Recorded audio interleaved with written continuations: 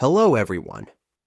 In this tutorial, we will show you how to delete or deactivate a Canva account.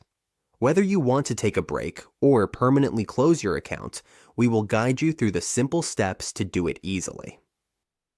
On your Canva dashboard, to delete or deactivate your account, all you need to do is click the mini profile logo in the lower left part of your dashboard. Once you are here, just click on Settings. In your settings, go to Login and scroll to the bottom part. Here, you will see the option to delete account. As you can see, it says Delete Account. Simply click Delete Account and then Confirm. Enter the code that has been sent to your email and click Delete. Your account will be deleted automatically. That is how you delete or deactivate a Canva account. Please make sure to save any important designs before proceeding, as this may be permanent.